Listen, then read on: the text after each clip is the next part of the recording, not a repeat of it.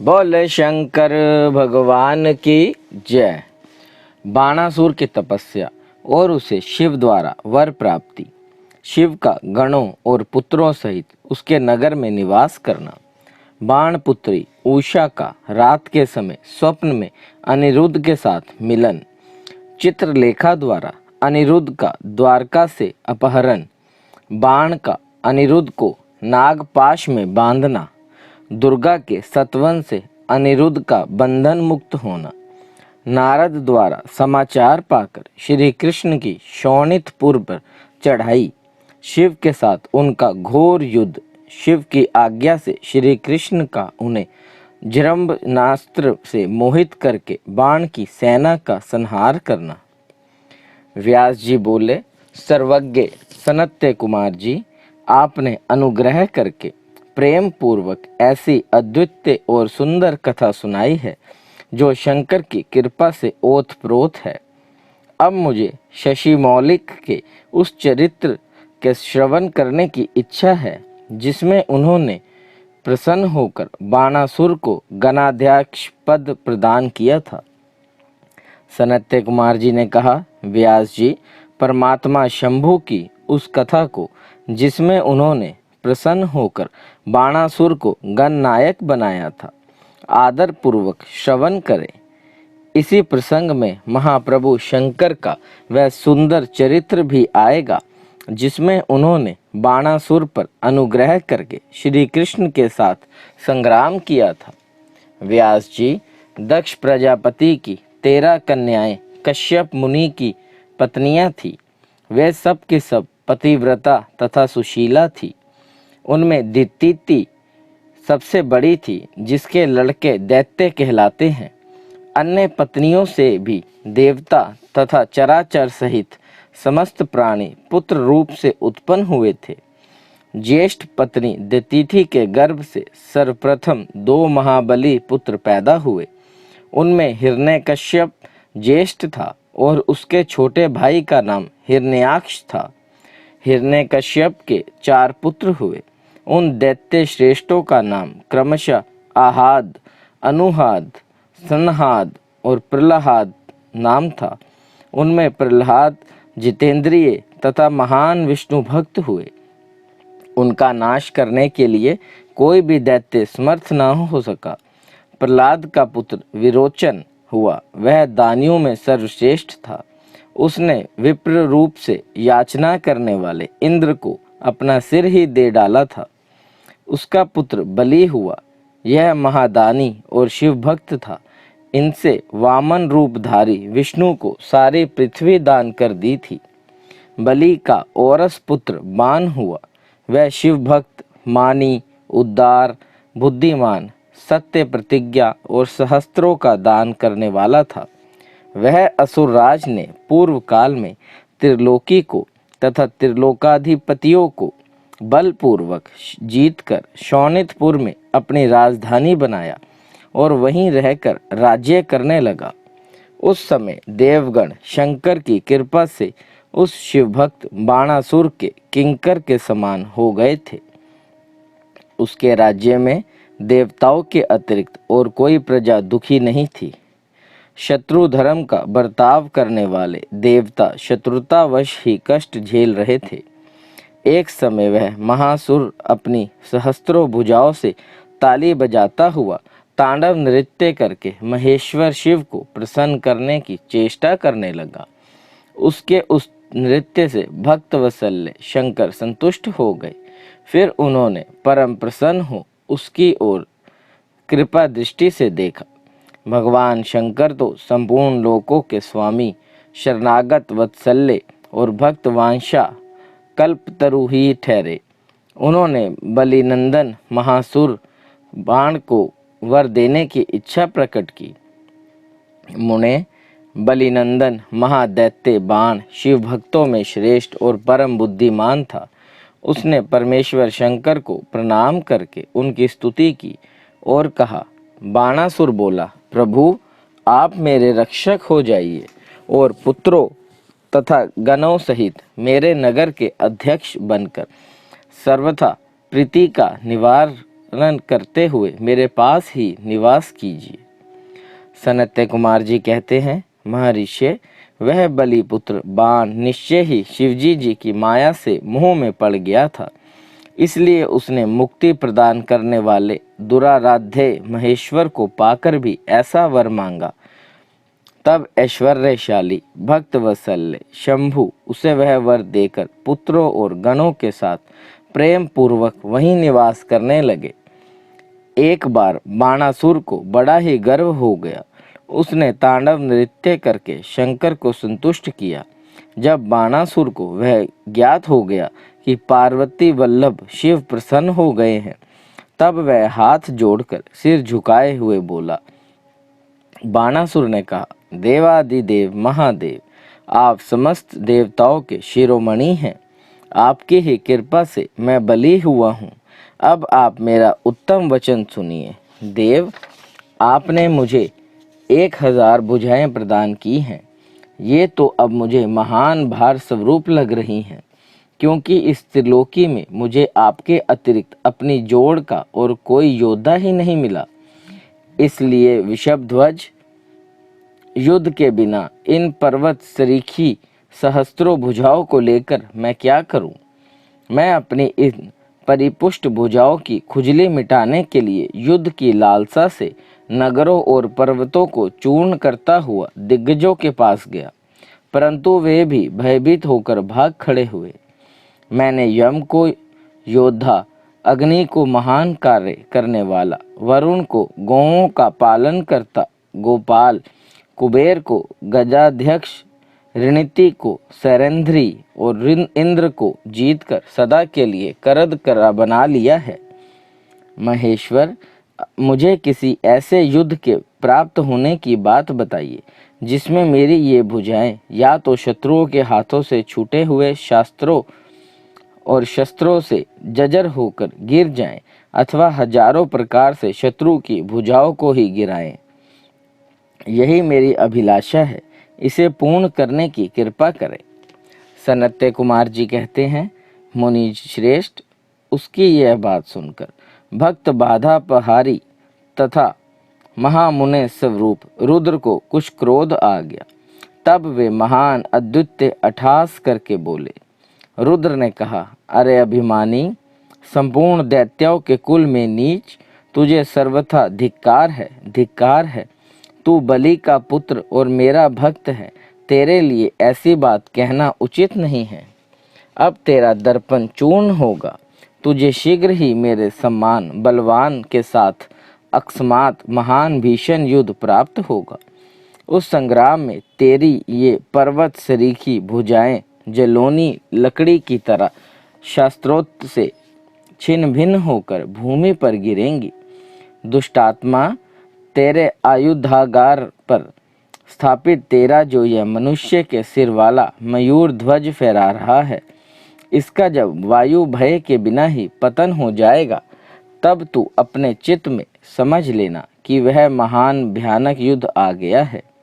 उस समय तू घोर संग्राम का निश्चय करके अपनी सारी सेना के साथ वहां जाना। इस समय तू अपने महल को लौट जा, क्योंकि इसी में तेरा कल्याण है। दुर्मते, वहां तुझे प्रसिद्ध बड़े बड़े उत्पात दिखाई देंगे।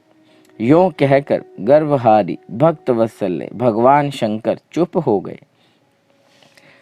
सनत्य कुमार जी कहते हैं, मुने, यह सुनकर बाणासुर ने दिव्य पुष्पों की कलियों से अंजलि भरकर रुद्र की अभ्यर्चना की और फिर उन महादेव को प्रणाम करके वे अपने घर को लौट गया। तदनंतर किसी समय देववश उसका वह ध्वज अपने आप टूटकर गिर गया। यह देखकर बाणासुर हर्षित हो युद्ध के लिए उद्धत हो गया।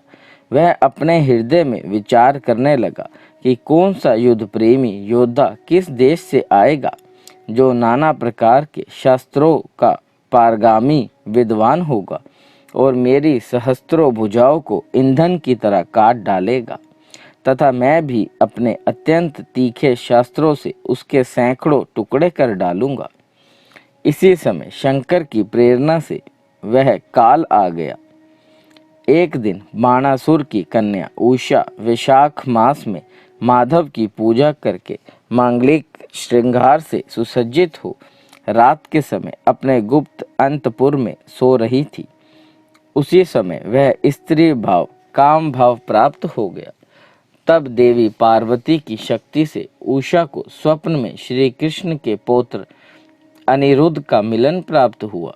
जागने पर वह व्याकुल हो गई और उसने अपनी सखी चित्रलेखा से स्वप्न में मिले हुए उस पुरुष को ला देने के लिए कहा। तब चित्रलेखा ने कहा, देवी, तुमने स्वप्न में जिस पुरुष को देखा है उसे भला मैं कैसे ला सकती हूँ, जबकि मैं उसे जानती ही नहीं। उसके यूं कहने पर दैत्य कन्या उषा प्रेमानंद होकर मरने पर उतारू हो गई। तब उस दिन उसकी उस सखी ने उसे बचाया। मुनि श्रेष्ठ, कुंभांड की पुत्री चित्रलेखा बड़ी बुद्धिमती थी। वह बाण तन्या उषा से पुनः बोली। चित्रलेखा ने कहा, सखी, जिस पुरुष ने तुम्हारे मन का अपहरण किया है उसे बताओ तो सही। वह यदि त्रिलोकी में कहीं भी होगा तो मैं उसे लाऊंगी और तुम्हारा कष्ट दूर करूंगी। सनत्य कुमार जी कहते हैं, महर्षि, यों कहकर चित्रलेखा ने वस्त्र के पर्दे पर देवताओं, दैत्यों, दानवों, गंधर्वों, सिद्धों, नागों और यश आदि के चित्र अंकित किए। फिर वह मनुष्य का चरित्र बनाने लगी। उनमें ऋषिवंशियों का प्रकरण आरंभ होने पर उसने शूर, वसुदेव, राम, कृष्ण और नरश्रेष्ठ प्रद्युम्न का चित्र बनाया। फिर जब उसने प्रद्युम्न नंदन अनिरुद्ध का चित्र खींचा तब उसे देखकर उषा लज्जित हो गई। उसका मुख अन्वत हो गया और हृदय हर्ष से परिपूर्ण हो गया। उषा ने कहा, सखी, रात में जो मेरे पास आया था और जिसने शीघ्र ही मेरे चित्त रूपी रतन को चुरा लिया है वह चोर पुरुष यही है। तदनंतरन उषा के अनुरोध करने पर चित्रलेखा ज्येष्ठ कृष्ण चतुर्दशी को तीसरे पहर द्वारकापुरी पहुंचकर क्षण मात्र में ही पलंग पर ले बैठे हुए अनिरुद्ध को महल में से उठा लाई। वह दिव्य योगिनी थी। उषा अपने प्रियतम को पाकर प्रसन्न हो गई। इधर अंतपुर के द्वार की रक्षा करने वाले बेतधारी पहरेदारों ने चेष्टाओं से तथा अनुमान से इस बात को लक्ष्य कर लिया। उन्होंने एक दिव्य शरीरधारी, दर्शनीय, साहसी तथा समरप्रिय नवयुवक को कन्या के साथ दुशीलता का आचरण करते हुए देख भी लिया। उसे देखकर कन्या के अंतपुर की रक्षा करने वाले उन महाबली पुरुषों ने बलिपुत्र बाणासुर के पास जाकर सारी बातें निवेदन करते हुए कहा। द्वारपाल बोले, देव, पता नहीं आपके अंतपुर में बलपूर्वक प्रवेश करके कौन पुरुष छिपा हुआ है। वह इंद्र तो नहीं है जो वेश बदलकर आपकी कन्या का उपभोग कर रहा है। महाबाहु दानवराज, उसे यहाँ देखिए और जैसा उचित समझिए वैसा कीजिए। इसमें हम लोगों का कोई दोष नहीं है। सनत्य कुमार जी कहते हैं, मुनि श्रेष्ठ, द्वारपालों का वह वचन सुनकर तथा कन्या के दूषित होने का कथन सुनकर महाबली दानवराज बाण आश्चर्यचकित हो गया। तदनंतरन वह कुपित होकर अंतपुर में जा पहुंचा।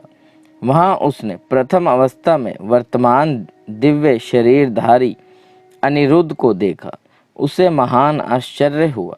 फिर उसने उसका बल देखने के लिए 10,000 सैनिकों को भेजकर आज्ञा दी कि इसे मार डालो। सेना ने अनिरुद्ध पर आक्रमण किया।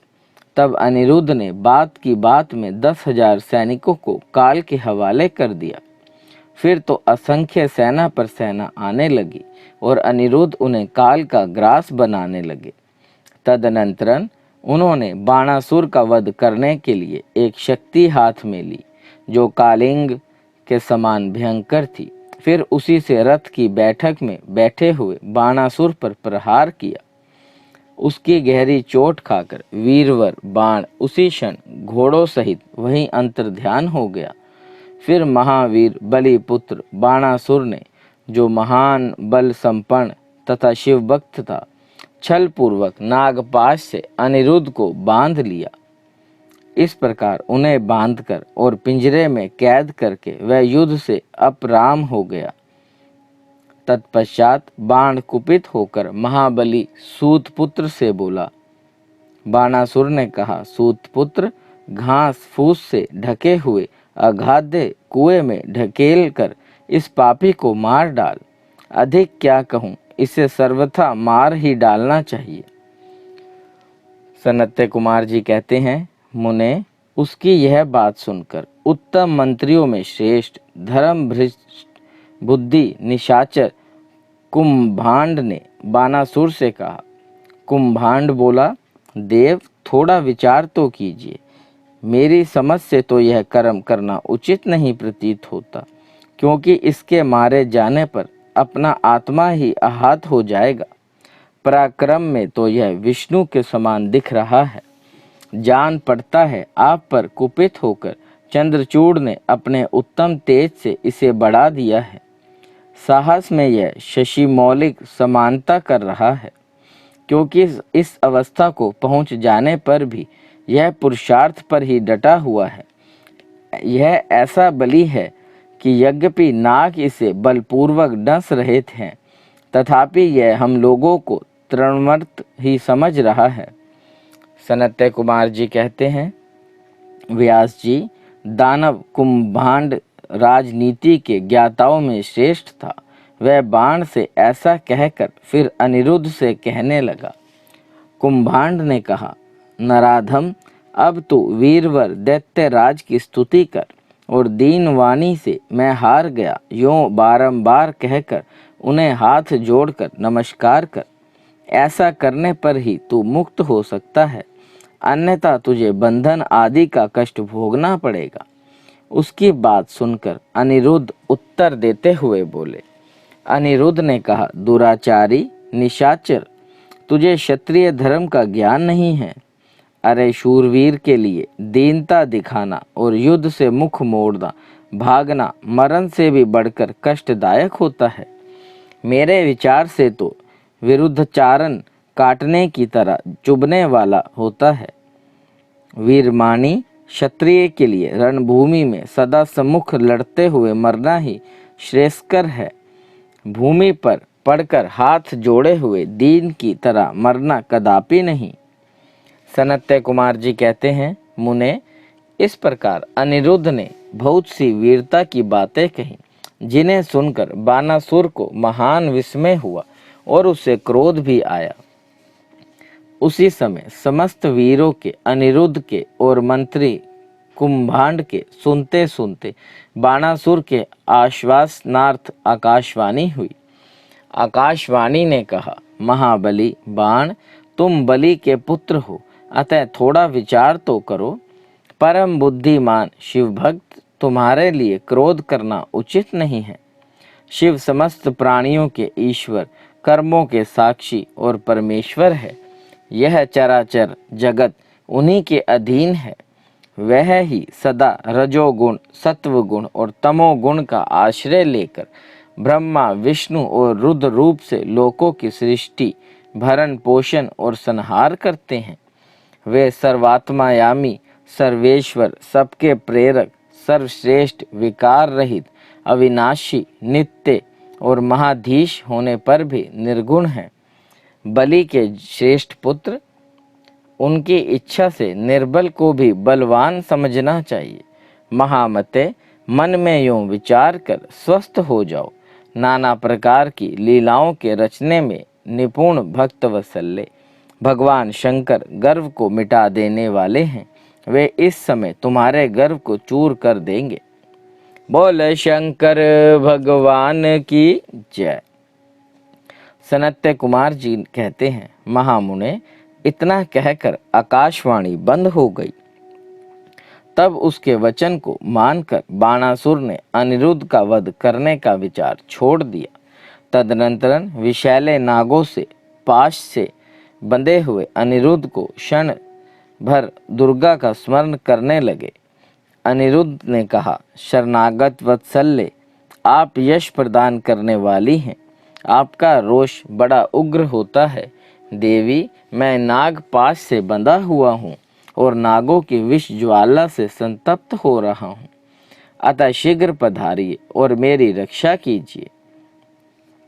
सनत्य कुमार जी कहते हैं, मुनीश्वर, जब अनिरुद्ध ने पिसे हुए काले कौवे के समान कृष्ण वर्ण वाली काली को इस प्रकार संतुष्ट किया, तब ज्येष्ठ कृष्ण चतुर्दशी की महारात्रि में वहां प्रकट हुई।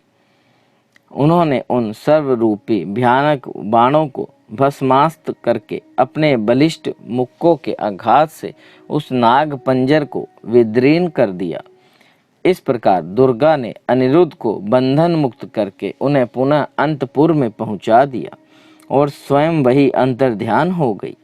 इस प्रकार शिव की शक्ति स्वरूपा देवी की कृपा से अनिरुद्ध कष्ट से छूट गए, उनकी सारी व्यथा मिट गई और वह सुखी हो गए। तदनंतरन प्रद्युम्न नंदन अनिरुद्ध शिव भक्ति के प्रताप से विजयी हो अपने प्रिय बाण तन्या को पाकर परम हर्षित हुए और अपनी प्रियतमा उस उषा के साथ पूर्वता सुखपूर्वक विहार करने लगे। इधर पौत्र अनिरुद्ध के अदृश्य हो जाने तथा नारद जी के मुख से उसके बाणासुर के द्वारा नागपाश से बांधे जाने का समाचार सुनकर 12 अक्षौहिणी सेना के साथ प्रद्युम्न आदि वीरों को साथ ले भगवान श्री कृष्ण ने शोणितपुर पर चढ़ाई कर दी। उधर भगवान श्री रुद्र भी अपने भक्त के पक्ष में सज धज कर आ डटे। फिर तो श्री कृष्ण और श्री विशिव का बड़ा भयानक युद्ध हुआ। दोनों ओर से ज्वर छोड़े गए। अंत में श्री कृष्ण ने स्वयं श्री रुद्र के पास आकर उनका सत्वन करके कहा, सर्वव्यापी शंकर, आप गुणों से निर्लिपित होकर भी गुणों से ही प्रकाशित हैं। गिरिशाई भूमेन, आप सर्व प्रकाश हैं। जिसकी बुद्धि आपकी माया से मोहित हो गई है, वे स्त्री पुत्र ग्रह आदि विषयों में आसक्त होकर दुख सागर में डूबते उतारते हैं। जो अजितेंद्रिय पुरुष प्रारब्धवश इस मनुष्य जन्म को पाकर भी आपके चरणों में प्रेम नहीं करता, वह शोचनीय तथा आत्मवंचक है।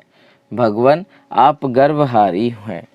आपने ही तो इस गर्वीले बाण को शाप दिया था, अतः आपकी ही आज्ञा से मैं बाणासुर की भुजाओं का छेदन करने के लिए यहाँ आया हूँ। इसलिए महादेव, आप इस युद्ध से निर्वित हो जाइए। प्रभु, मुझे बाण की भुजाओं को काटने के लिए आज्ञा प्रदान कीजिए, जिससे आपका शाप व्यर्थ ना हो। महेश्वर ने कहा, तात, आपने ठीक ही कहा है कि मैंने ही इस दैत्यराज को शाप दिया है और मेरी ही आज्ञा से आप बाणासुर की भुजाएं काटने के लिए यहाँ पधारे हैं। किंतु रमानाथ, हरे क्या करूं, मैं तो सदा भक्तों के ही अधीन रहता हूँ। ऐसी दशा में वीर, मेरे देखते बाण की भुजाएं कैसे काटी जा सकती हैं। इसलिए मेरी आज्ञा से आप पहले जिब शानास्त्र द्वारा मुझे जम्भित कर दीजिए, तत्पश्चात अपना अभिष्ट कार्य संपन्न कीजिए और सुखी होइए। सनत्य कुमार जी कहते हैं, मुनीश्वर, शंकर जी के यो कहने पर शांड पानी श्री हरि को महान विस्मय हुआ। वह अपने युद्ध स्थान पर आकर परम आनंदित हुए। व्यास जी तदनंतर नाना प्रकार के अस्त्रों के संचालन में निपुण श्री हरि ने तुरंत ही अपने धनुष पर जिम्बनास्त्र का सनाद करके उसे पिनाक पानी शंकर पर छोड़ दिया। इस प्रकार श्री कृष्ण जिम्बनास्त्र द्वारा जिम्बित हुए शंकर को मोह में डालकर खड़क, गदा और रिष्टि आदि के बाणों से सेना का संहार करने लगे। बोले शंकर भगवान की जय। श्री कृष्ण द्वारा बाण की भुजाओं का काटा जाना, सिर काटने के लिए उद्यत हुए श्री कृष्ण को शिव का रोकना और उन्हें समझाना, श्री कृष्ण का परिवार समेत द्वारका को लौट जाना, बाण का तांडव नृत्य द्वारा शिव को प्रसन्न करना, शिव द्वारा उन्हें अन्यायन वरदानों के साथ महाकाल तत्व की प्राप्ति। सनत्य कुमार जी कहते हैं, महाप्राज्ञ व्यास जी, लोक लीला का अनुसरण करने वाले श्री कृष्ण और शंकर की उस परम अद्वितीय कथा को श्रवण करो। तात, जब भगवान रुद्र लीलावश पुत्रों तथा गणों सहित सो गए, तब दैत्यराज बाण श्री कृष्ण के साथ युद्ध के लिए प्रस्थित हुआ। उस समय कुंभांड आदि उनके अश्वों की बागडोर संभालने हुए था और वह नाना प्रकार के शास्त्रों से सुसज्जित था। फिर वह महाबली पुत्र भीषण युद्ध करने लगा। इस प्रकार उन दोनों में चिरकाल तक बड़ा घोर संग्राम होता रहा, क्योंकि विष्णु के अवतार श्री कृष्ण शिव रूप ही थे और उधर बलवान बानासुर उत्तम शिवभक्त था। मुनीश्वर तदनंतर वीर्यवान श्री कृष्ण, जिन्हें शिव की आज्ञा से बल प्राप्त हो चुका था, चिरकाल तक बाण के साथ यों युद्ध करके अत्यंत कुपित हो उठे। तब शत्रु वीरों का संहार करने वाले भगवान श्री कृष्ण ने शंभु के आदेश से शीघ्र ही सुदर्शन चक्र द्वारा बाण की बहुत सी भुजाओं को काट डाला। अंत में उसकी अत्यंत सुंदर 4 भुजाएं ही अवशेष रह गई और शंकर की कृपा से शीघ्र ही उसकी व्यथा मिट गई थी। जब बाण की स्मृति लुप्त हो गई और वीर भाव को प्राप्त हुए श्री कृष्ण उसका सिर काट लेने के लिए उद्यत हुए, तब शंकर जी मोह निद्रा को त्याग कर उठ खड़े हुए और बोले। रुद्र ने कहा, देवकी नंदन, आप तो सदा से मेरी आज्ञा का पालन करते आए हैं। भगवन, मैंने पहले आपको जिस काम के लिए आज्ञा दी थी वह तो आपने पूरा कर दिया। अब बाण का शिर छेदन मत कीजिए और सुदर्शन चक्र को लौटा लीजिए। मेरी आज्ञा से यह चक्र सदा मेरे भक्तों पर अमोघ रहा है। गोविंद, मैंने पहले ही आपको युद्ध में अनिवार्य चक्र और जय प्रदान की थी। अब आप इस युद्ध से निर्वित हो जाइए। लक्ष्मीश, पूर्व काल में भी तो आपने मेरी आज्ञा के बिना धटीच, वीरवर, रावण और तारकाश आदि के पुरों पर चक्र का प्रयोग नहीं किया था। जनार्दन, आप तो योगीश्वर, साक्षात परमात्मा और संपूर्ण प्राणियों के हित में रत रहने वाले हैं। आप स्वयं ही अपने मन से विचार कीजिए। मैंने इसे वर दे रखा है कि तुझे मृत्यु का भय नहीं होगा। मेरा वह वचन सदा सत्य होना चाहिए। मैं आप पर परम प्रसन्न हूँ। हरे, बहुत दिन पूर्व यह गर्व से भरकर उन्मत्त हो उठा और अपने आप को भूल गया था। तब अपनी भुजाएं खुजलाता हुआ यह मेरे पास पहुंचा और बोला, मेरे साथ युद्ध कीजिए। तब मैंने इसे शाप देते हुए कहा, थोड़े ही समय में तेरी भुजाओं का छेदन करने वाला आएगा, तब तेरा सारा गर्व गल जाएगा। बाण की ओर देखकर कहा, मेरी ही आज्ञा से तेरी भुजाओं को काटने वाले श्री हरि आए हैं। फिर श्री कृष्ण से, अब आप युद्ध बंद कर दीजिए और वर वधू को साथ ले अपने घर को लौट जाइए। यों कहकर महेश्वर ने उन दोनों में मित्रता करा दी और उनकी आज्ञा ले वे पुत्रों और गणों के साथ अपने निवास स्थान को चले गए। सनत्य कुमार जी कहते हैं, मुने, शंभु का कथन सुनकर अक्षत शरीर वाले श्री कृष्ण ने सुदर्शन चक्र को लौटा लिया और विजय श्री से सुसज्जित होके वे बाणासुर के अंतपुर में पधारे। वहां उन्होंने उषा सहित अनिरुद्ध को आश्वासन दिया और बाण द्वारा दिए गए अनेक प्रकार के रतन मुहों को ग्रहण किया।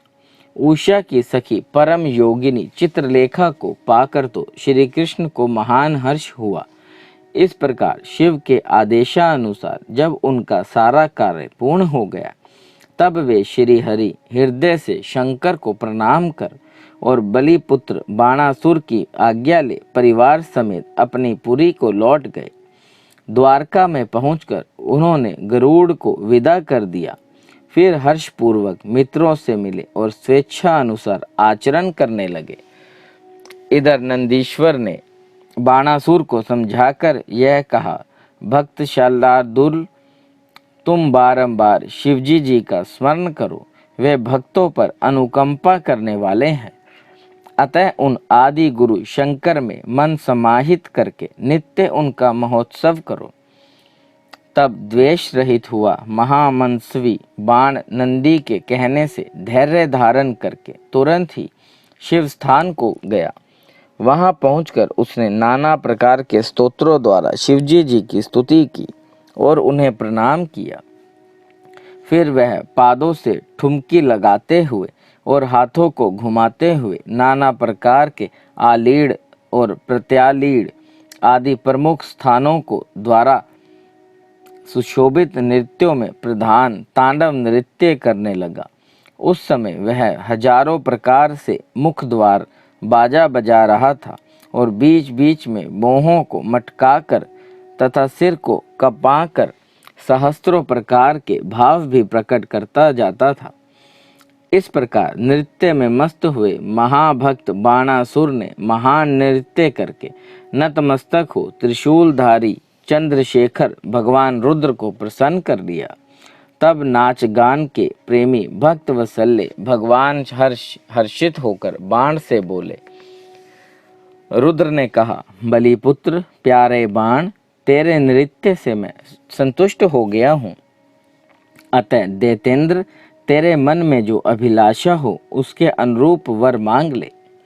सनत्य कुमार जी कहते हैं, मुने शंभु की बात सुनकर दैत्यराज बाण ने इस प्रकार वर मांगा, मेरे घाव भर जाएं, बाहु युद्ध की क्षमता बनी रहे, मुझे अक्षय गणनायक तत्व प्राप्त हो, शोणितपुर में उषा पुत्र अर्थात मेरे दोहित्र का राज्य हो, देवताओं से तथा विशेष करके विष्णु से मेरा वैर भाव मिट जाए, मुझ में रजोगुण और तमोगुण से युक्त दूषित दैत्य भाव का पुनः उदय न हो, मुझ में सदा निर्विराकार शंभु भक्ति बनी रहे और शिव भक्तों पर मेरा स्नेह और समस्त प्राणियों पर दया भाव रहे।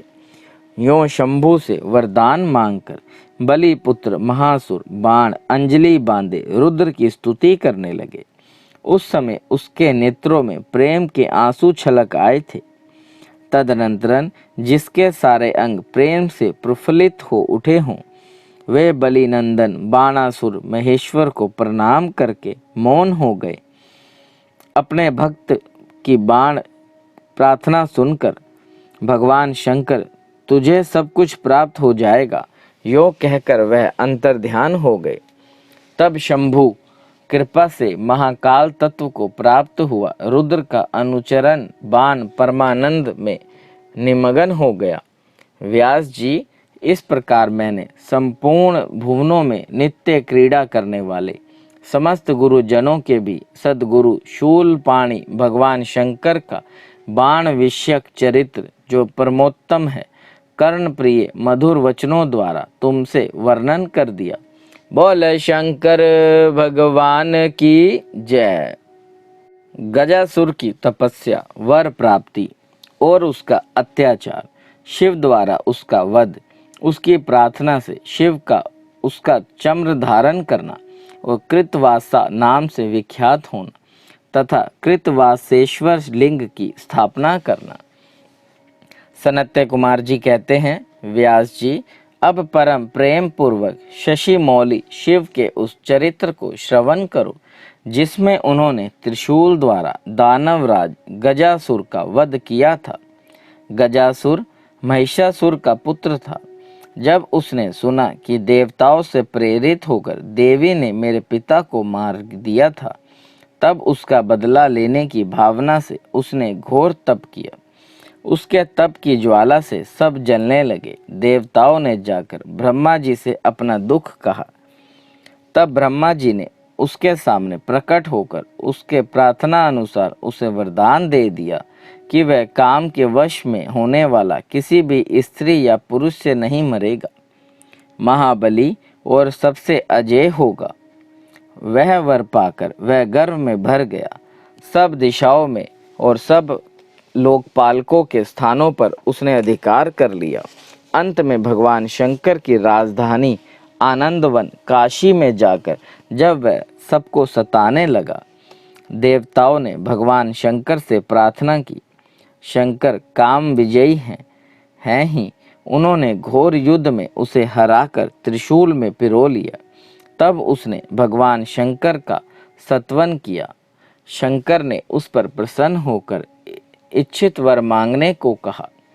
तब गजासुर ने कहा, दिगंबर स्वरूप महेशान, यदि आप मुझ पर प्रसन्न हैं तो अपने त्रिशूल की अग्नि से पवित्र हुए मेरे इस चम्र को आप सदा धारण किए रहें। विभो, मैं पुण्य गंधों की निधि हूँ, इसलिए मेरा यह चम्र चीरकाल तक उग्र तप रूपी अग्नि की ज्वाला में पड़कर भी दग्ध नहीं हुआ है। दिगंबर, यदि मेरा यह चम्र पुण्यवान ना होता तो रणांगन में इसे आपके अंगों का संग कैसे प्राप्त होता। शंकर, यदि आप तुष्ट हैं और मुझे एक दूसरा वर और दीजिए, वह यह है कि आज से आपका नाम कृतवासा विख्यात हो जाए। सनत्य कुमार जी कहते हैं, मुने, गजासुर की बात सुनकर भक्त वत्सल्य शंकर ने परम प्रसन्नता पूर्वक महिषासुर नंदन गज से कहा, तथास्तु, अच्छा ऐसा ही होगा। तदनंतरन प्रसन्नता भक्ति प्रिय महेशान उस दानवराज गज से, जिसका मन भक्ति के कारण निर्मल हो गया था, पुनः बोले। ईश्वर ने कहा, दानवराज, तेरा यह पावन शरीर मेरे इस मुक्ति साधक क्षेत्र काशी में मेरे लिंग के रूप में स्थित हो जाए। इसका नाम कृतवासेश्वर होगा। यह समस्त प्राणियों के लिए मुक्ति दाता, महान पातकों का विनाशक, संपूर्ण लिंगों में शिरोमणि और मोक्षप्रद होगा। यों कहकर देवेश्वर दिगंबर शिव ने गजासुर के उस विशाल चम्र को लेकर ओढ़ लिया। मुनीश्वर, यह उस दिन बहुत बड़ा उत्सव मनाया गया। काशी निवासी सारी जनता तथा प्रथमगण हर्षमगन हो गए। विष्णु और ब्रह्मा आदि देवताओं का मन हर्ष से परिपूर्ण हो गया। वे हाथ जोड़कर महेश्वर को नमस्कार करके उनकी स्तुति करने लगे। बोले शंकर भगवान की जय।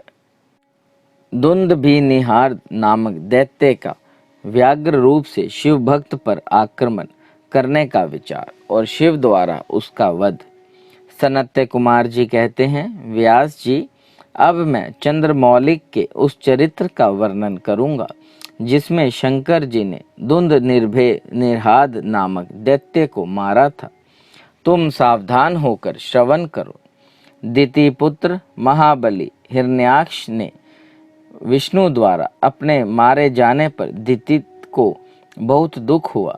तब देव शत्रु दुंदुभिनिहार्द ने उसको आश्वासन देकर यह निश्चय किया कि देवताओं के बल ब्राह्मण हैं, ब्राह्मण नष्ट हो जाएं तो यज्ञ ही नहीं होगा।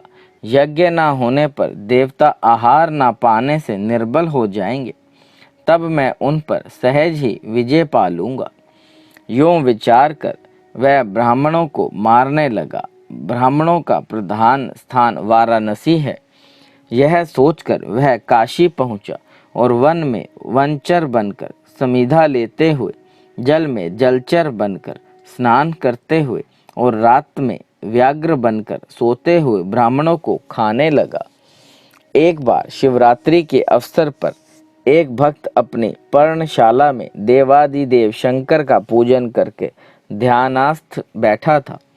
बलाभिमानी दैत्यराज दुंदुभिनिहार्द ने व्याघ्र का रूप धारण करके उसे खा जाने का प्रयास किया, परंतु वह भक्त दृढ़चित्त से शिव दर्शन की लालसा लेकर ध्यान में तलीन हो रहा था।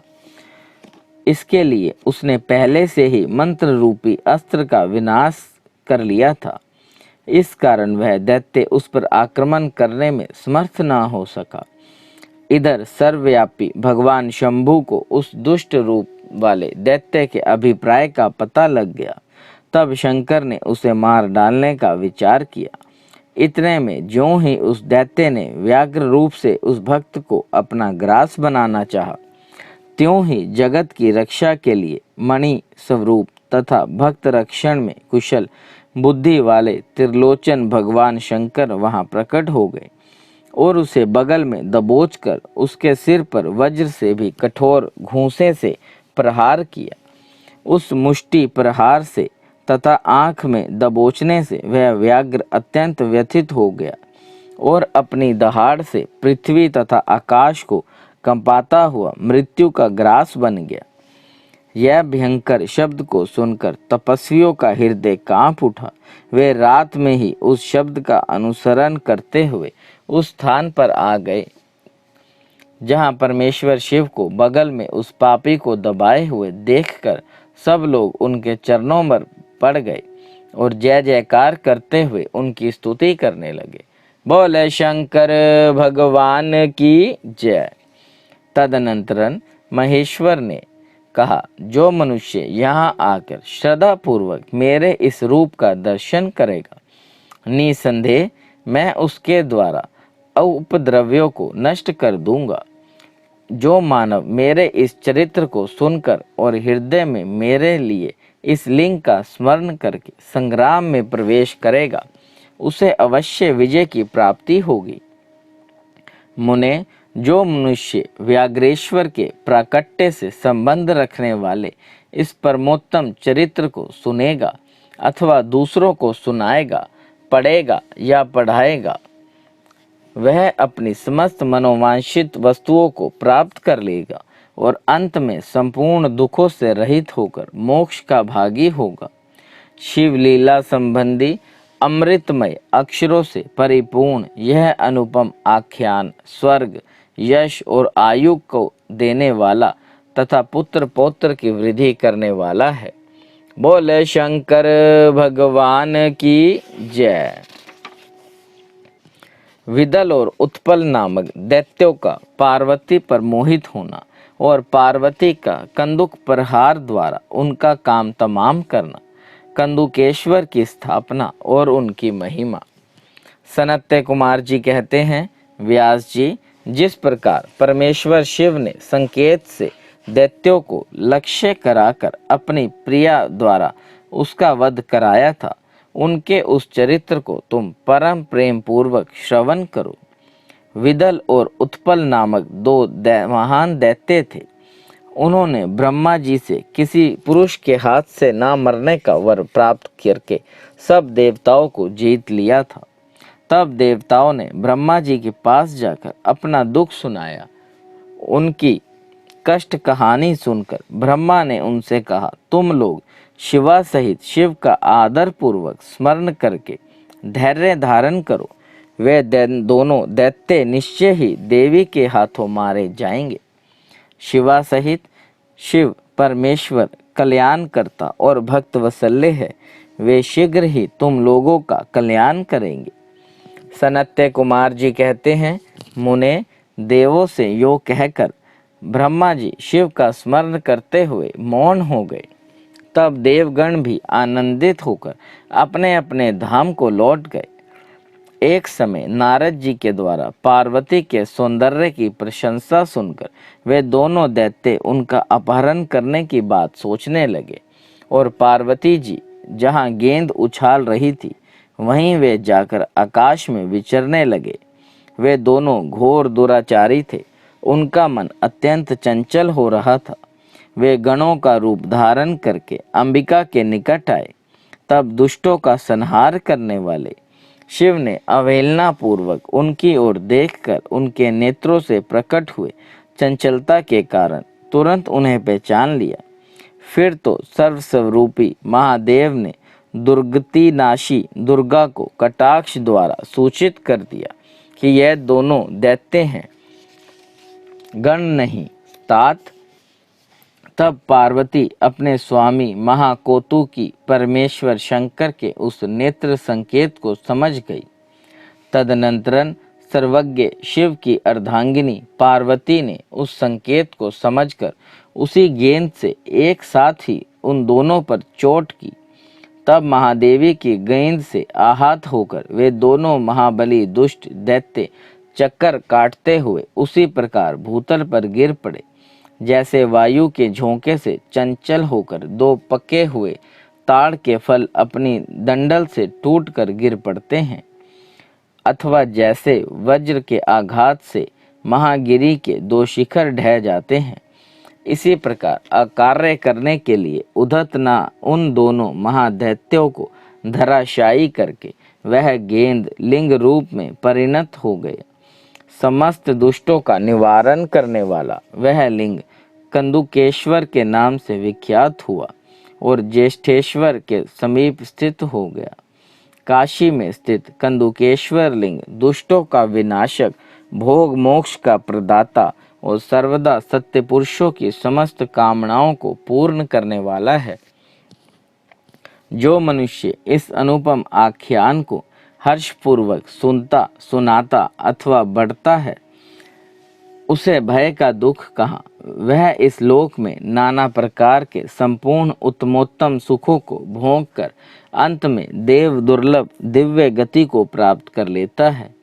ब्रह्मा जी कहते हैं, मुनिस्तम, मैंने तुमसे रुद्र संहिता के अंतर्गत इस युद्ध खंड का वर्णन कर दिया। यह खंड संपूर्ण मनोरथों का फल प्रदान करने वाला है। इस प्रकार मैंने पूरी की पूरी रुद्र संहिता का वर्णन कर दिया।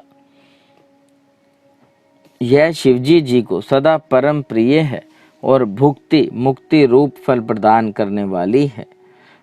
सूत जी कहते हैं, इस प्रकार शिवानुगामी ब्रह्मपुत्र नारद शंकर के उत्तम यश को तथा शिव शतनाम को सुनकर कृतार्थ हो गए और यों संपूर्ण चरित्रों में प्रधान तथा कल्याणकारक यह ब्रह्मा और नारद का संवाद पूर्ण रूप से कह दिया।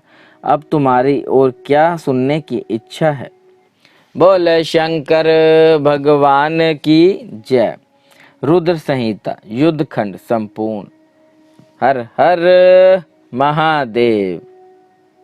देव देव महादेव करुणा निधान भक्त वत्सल्य शिव शंकर भोलेनाथ प्रसन्न हुई त्रिलोकीनाथ, सदैव अपने चरणाविंदों में लगाए रखे, सद्बुद्धि प्रदान करे, सृष्टि के कर्ता धरता कन्हान हरता, आपसे ही जीवन आपसे ही मरण महादेव, बच्चा पुल्लनहार तुलसी बख्शनहार त्रिलोकीनाथ, कृपा दृष्टि बनाए रखे। हर हर महादेव। शंकर जिनका नाम है, कैलाश जिनका धाम है, मेरे भोले बाबा को मेरा बारंबार प्रणाम है। हर हर महादेव शंभु, काशी विश्वनाथ गंगे, हर हर महादेव शंभु, काशी विश्वनाथ गंगे। ओम नमः शिवाय। जय जय शिव शंभु, महादेव शंभु, महादेव शंभु, जय जय शिव शंभु,